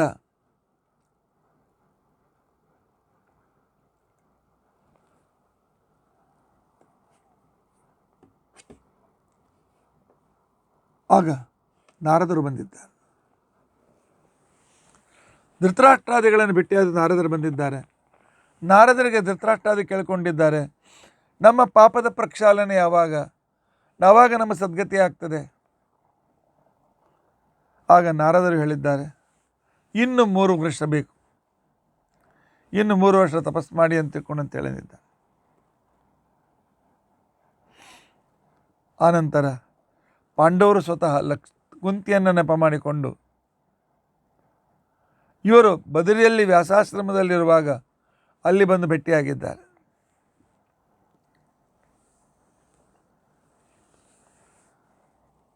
ಆಗ ಧರ್ಮರಾಜ ನೋಡ್ತಾನೆ, ಯಾಕೋ ವಿದುರ ಕಾಣಿಸ್ಲಿಲ್ಲ.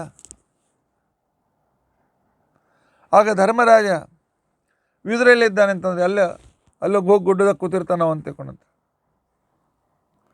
ಅಲ್ಲಿಗೆ ಹೋದರೆ ಧರ್ಮರಾಜನನ್ನು ನೋಡಿ ಅವಾಗ ವಿದುರ ಮುಂದೆ ಹೊರಟಿದ್ದಾನೆ. ಅವನು ಮುಂದೆ ಹೋಗಬೇಕು, ಅವನಿಂದ ಧರ್ಮರಾಜ ಬೆನ್ನತ್ತಬೇಕು. ಬಹಳ ದೂರ ಹೋದ್ಮೇಲೆ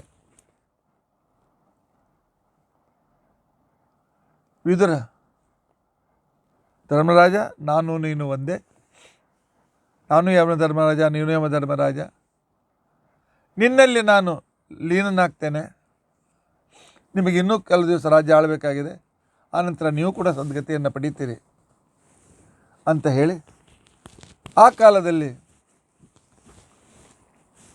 ವಿದುರ ತನ್ನ ಕಲೇವರವನ್ನು ಬಿಟ್ಟು ಒಂದು ರೂಪದಿಂದ ಮೂಲವಾದ ಯಮಧರ್ಮರಾಜನಲ್ಲೇ ಸೇರ್ಕೊಂಡು ಬಿಟ್ಟಿದ್ದ. ಅದ್ಭುತವಾದಂಥ ವ್ಯಕ್ತಿತ್ವ ವಿದುರನು.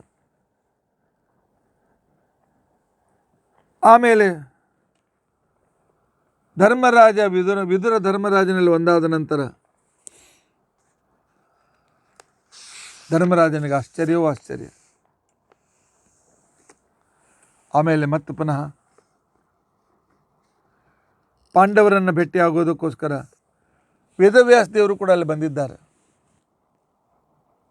ಅವರಿಗೆ ಅರ್ಘ್ಯಪಾದ್ಯಾದಿಗಳಿಂದ ಸಕಲವಿಧ ಪೂಜೆಯನ್ನು ಮಾಡಿದಾಗ ಆ ಕಾಲಕ್ಕೆ ಅವರು ವಿಶೇಷವಾದ ಅನುಗ್ರಹವನ್ನು ಮಾಡಿದ್ದಾರೆ.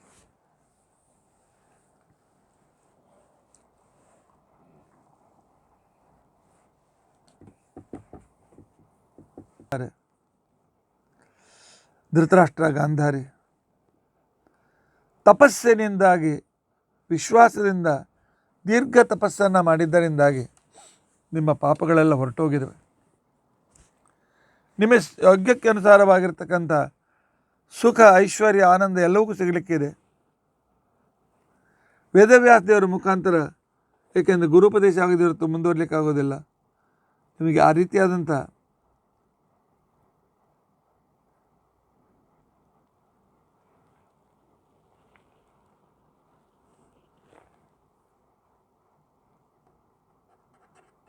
ಹೇಳ್ತಾರೆ, ನೀವು ಪಾಪಗಳಿಂದ ಮುಕ್ತರಾಗಿದ್ದೀರಿ. ಆದ್ದರಿಂದಾಗಿ ನಿಮ್ಮ ಬಯಕೆಯನ್ನು ನಮಗೆ ಪೂರ್ಣ ಮಾಡಬೇಕಾಗಿದೆ. ದಾಸ್ಯಾಮಿ ತಸ್ಯಾದ್ಯ ತದಶ್ಯ ಮುಷ್ಮಿನ್ ಭಕ್ತಿಯುಚ್ಛ್ರಯ ಪಾಂಡು ಸುತೈ ಸದಾರೇ.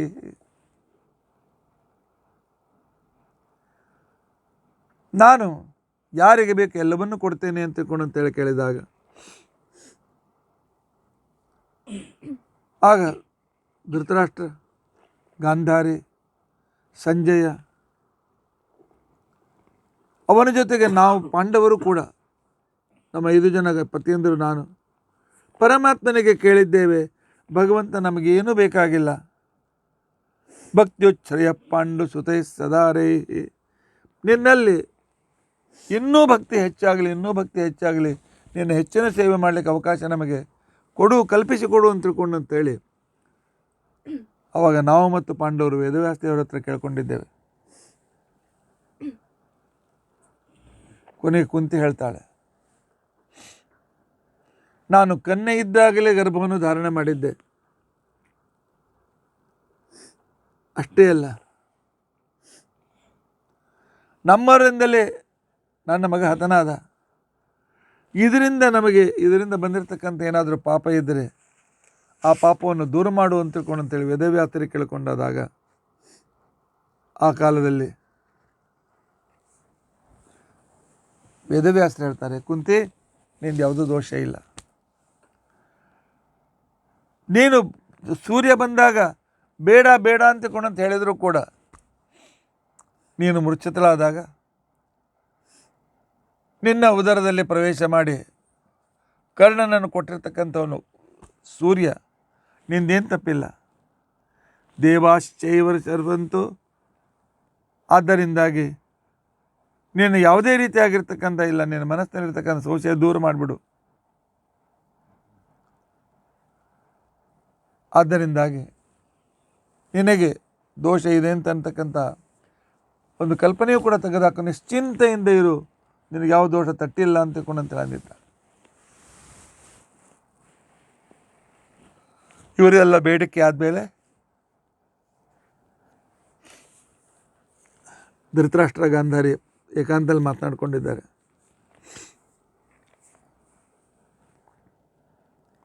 ವೇದವ್ಯಾಸ ದೇವರೇ, ಭಕ್ತಿಯನ್ನು ಕೊಟ್ಟಿದ್ದೀರಿ, ಇನ್ನೊಂದು ಬೇಡಿಕೆ ಇದೆ.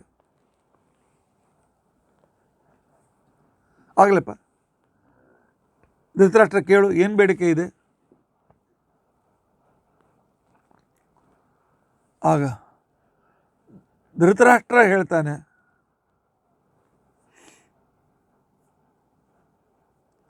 ಅಂದು ಕುರುಕ್ಷೇತ್ರದ ಯುದ್ಧ ಭೂಮಿಯಲ್ಲಿ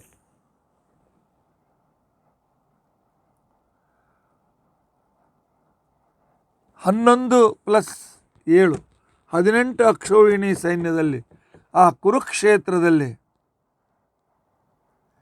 ಯಾರ್ಯಾರು ಸತ್ತು ಹೋಗಿದ್ದಾರೆ ಅವರನ್ನು ಪುನಃ ನೋಡಬೇಕು ಅಂತ ತಿಳ್ಕೊಂಡಂತೇಳಿ ನಮಗೆ ಬಯಕೆಯಾಗಿದೆ. ಆ ರೀತಿಯಾಗಿರ್ತಕ್ಕ ನಮ್ಮ ಇಚ್ಛೆಯನ್ನು ಪೂರೈಸುವಂತ ತಿಳ್ಕೊಂಡಂತೇಳಿ ಅಂದಿದ್ದಾರೆ. ವಿಚಿತ್ರವಾದ ಬೇಡಿಕೆ.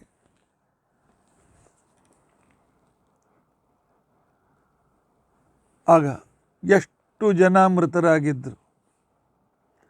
ಕೌರವರ ಪಕ್ಷದಲ್ಲಿ, ಪಾಂಡವರ ಪಕ್ಷದಲ್ಲಿ ಎಲ್ಲರೂ ಜೀವಿತರಾಗಿದ್ದಾರೆ.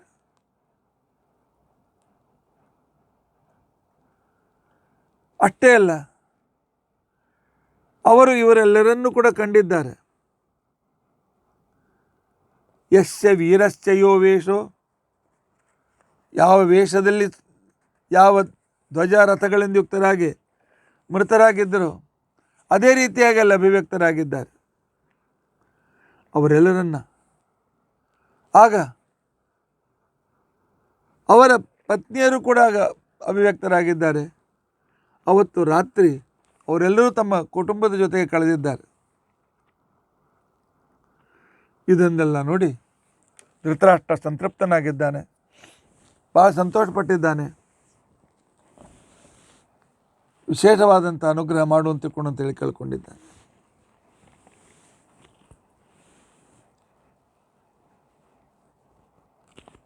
ಆಗ ಅಲ್ಲಿಗೆ ಎಷ್ಟು ಜನ ಧೃತರಾಷ್ಟ್ರನ ಕಡೆ ಇರ್ತಕ್ಕಂಥ ಅವರು ಪತಿಯನ್ನು ಕಳೆದುಕೊಂಡಿದ್ದರು ಅವರೆಲ್ಲರೂ ಕೂಡ ಸ್ತ್ರೀಯರು ಅಲ್ಲಿಗೆ ಬಂದಿದ್ದಾರೆ. ವೇದವ್ಯಾಸರು ತಮ್ಮ ಮಾಯಿಂದ ಆ ಕಾಡಿಗೆ ಅವರೆಲ್ಲರನ್ನು ಕರೆಸಿಕೊಂಡಿದ್ದಾರೆ. ಅವತ್ತಿನ ದಿವಸ ಪ್ರತಿಯೊಬ್ಬರು ತಮ್ಮ ಗಂಡ ಹೆಂಡತಿ ಮಕ್ಕಳ ಜೊತೆಯಲ್ಲಿ ಸುಖವಾಗಿ ಯೋಗಕ್ಷೇಮಾದಿಗಳನ್ನು ಮಾಡಿಕೊಂಡು ಬಹಳ ವಿಶಿಷ್ಟವಾಗಿರ್ತಕ್ಕಂಥ ರೀತಿಯಲ್ಲಿ ಸುಖವನ್ನು ಅನುಭವಿಸಿದ್ದಾರೆ. ಇದಾದ ನಂತರ ವೇದವ್ಯಾಸ ದೇವರೊಂದು ವಿಚಿತ್ರವಾದ ಮಾತನ್ನು ಹೇಳ್ತಾರೆ. ತೃಪ್ತ ಸಸ್ಯದಾರೋ ನೃಪತಿಶ್ಚ ತತ್ರ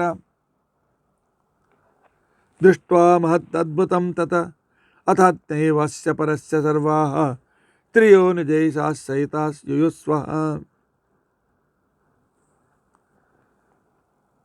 ಆಗ ಮರುದಿವಸ ಪ್ರಾತಃ ಕಾಲ ಬಂದಿರತಕ್ಕಂಥವರೆಲ್ಲರೂ ಕೂಡ ತಿರುಗಿ ಹೋಗ್ಲಿಕ್ಕೆ ಹೇಳಿಬಿಟ್ಟಿದ್ದಾರೆ. ಮೃತರಾದವರೆಲ್ಲರೂ ಕೂಡ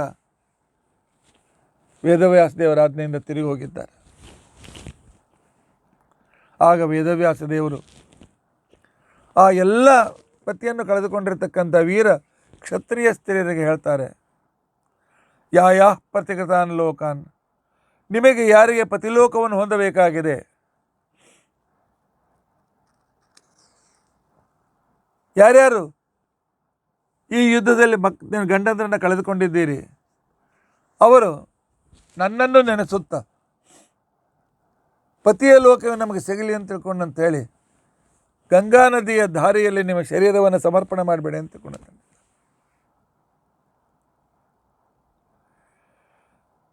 ತತಸ್ತಸ್ಯ ವಚ ಶ್ರುತ್ವ, ವೇದವ್ಯಾಸ ದೇವರ ಮಾತನ್ನು ಕೇಳಿ ಸಣ್ಣ ವಯಸ್ಸಿನ ಮಧ್ಯಮ ವಯಸ್ಸಿನ ಎಲ್ಲ ಯುದ್ಧದಲ್ಲಿ ತಮ್ಮ ಗಂಡನನ್ನು ಕಳೆದುಕೊಂಡಿರ್ತಕ್ಕಂಥ ಎಲ್ಲ ಹೆಣ್ಣು ಮಕ್ಕಳು ಕೂಡ ಅತ್ಯಂತ ಶ್ರದ್ಧೆಯಿಂದ ಆ ಕಾಲದಲ್ಲಿ ಅವರೆಲ್ಲರೂ ನದಿಯಲ್ಲಿ ತಮ್ಮ ಪ್ರಾಣವನ್ನು ಬಿಟ್ಟುಬಿಟ್ಟಿದ್ದಾರೆ.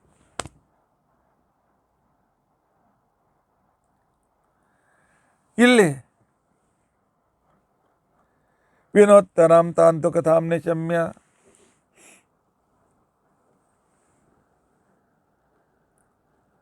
ಎಲ್ಲರನ್ನ ನೋಡ್ತಾ ಇರುವಾಗ ಈ ಕಥೆಯನ್ನು ಕೇಳ್ತಾ ಇರತಕ್ಕಂಥ ಸಂದರ್ಭದಲ್ಲಿ ವೈಶಂಪಾಯನರು ಜನಮೇಜಯನಿಗೆ ಈ ಕಥೆಯನ್ನು ಹೇಳ್ತಾ ಇದ್ದರು. ಕಥೆಯನ್ನು ಹೇಳುವಾಗ ಒಂದು ಮಾತನ್ನು ಹೇಳ್ತಾರೆ, ಎಲ್ಲರೂ ತಮ್ಮ ಪತಿಲೋಕಕ್ಕೆ ಹೋದರು, ಆದರೆ ಮಗನ ಜವಾಬ್ದಾರಿ ಇರೋದರಿಂದಾಗಿ ಉತ್ತರೆ ಮಾತ್ರ ಹೋಗಲಿಲ್ಲ.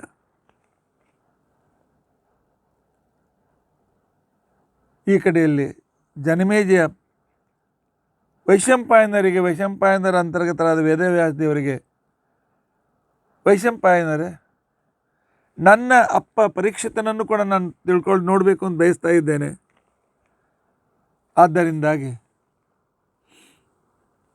ನನಗೆ ನಮ್ಮ ಅಪ್ಪನನ್ನು ತೋರಿಸ್ತೀರಾ ಅಂತ ತಿಳ್ಕೊಂಡಂತಂದಾಗ ವೇದವ್ಯಾಸ ದೇವರು ಕೊಟ್ಟು ಪರೀಕ್ಷಿತನಿಗೂ ಜನಮೇಜಯನಿಗೂ ಭೇಟಿ ಮಾಡಿಸಿದ್ದಾರೆ. ಈ ರೀತಿಯಾಗಿ ಪರಮಾತ್ಮ ಅದ್ಭುತವಾಗಿರ್ತಕ್ಕಂಥ ಅಚಿಂತ್ಯದ್ಭುತ ಸಾಮರ್ಥ್ಯ ಇರತಕ್ಕಂಥ ವ್ಯಕ್ತಿ.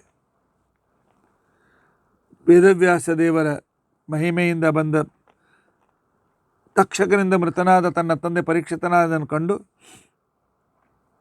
ಜನಮೇಜಯ ಬಹಳ ಸಂತೋಷಪಟ್ಟಿದ್ದಾನೆ. ವೇದವ್ಯಾಸರನ್ನು ಅದೇ ವಿಧದಿಂದ ಪೂಜೆಯನ್ನು ಮಾಡಿಕೊಂಡಿದ್ದಾನೆ. ಆನಂತರ ವೇದವ್ಯಾಸ ದೇವರು ತಮ್ಮ ಮಹಾಮೆಯಿಂದ ಕೇವಲ ಪರೀಕ್ಷಿತನಷ್ಟೇ ಅಲ್ಲ, ಅವನ ಮಂತ್ರಿಗಳನ್ನು ಕರೆಸಿದ್ದಾರೆ. ಶಮೀಕ ಋಷಿಗಳನ್ನು, ಶೃಂಗಿಯನ್ನು, ಅವರೆಲ್ಲರನ್ನೂ ಕರೆಸಿ ನಿಮ್ಮ ಸಾಧನೆ ನೀವು ಮಾಡಿದ್ದೀರಿ ಅಂತ ತಿಳ್ಕೊಂಡು ಅಂತೇಳಿ ಅಲ್ಲಿಂದ ಹೊರಟು ಹೋಗಿದ್ದಾರೆ. ಜನಮೇಜಯನಿಗೆ ಹೌದು, ಇಲ್ಲಿ ನಡೆದಿರತಕ್ಕಂಥ ಪ್ರತಿಯೊಂದು ಕಥೆಗಳೂ ಕೂಡ ಸತ್ಯ ಅಂಥೇಳಿ ಮಹಾಭಾರತ ವೇದವ್ಯಾಸದೇವರು ಬರೆದದ್ದು ಸತ್ಯವಾದಂಥ ಕಥೆಯನ್ನು ಬರೆದಿದ್ದಾರೆ. ತಾನು ಕೇಳುವ ಮಹಾಭಾರತದ ಮೇಲೆ ಇನ್ನೂ ಹೆಚ್ಚಿನ ವಿಶ್ವಾಸವನ್ನು ಇಟ್ಟಿದ್ದಾನೆ ಜನಮೇಜಯ. ಹೀಗೆಲ್ಲ ಹಾಗಿರ್ಬೋದು ಹೀಗಿರ್ಬೋದು ಅಂತ ಕಲ್ಪನೆ ಅಲ್ಲ. ಮೃತರಾದವರನ್ನು ತಿರುಗಿ ತಂದೆ ತೋರಿಸಿ ಅವರ ಜೊತೆಗಿರುವಂತೆ ಮಾಡಿದ ವೇದವ್ಯಾಸ ದೇವರ ಅಚಿಂತ್ಯದ್ಭುತ ಸಾಮರ್ಥ್ಯದಿಂದ ಪರಮಾತ್ಮ ಏನು ಮಾಡದೇ ಇರಬಹುದು, ಎಲ್ಲವನ್ನೂ ಮಾಡ್ತಾನೆ.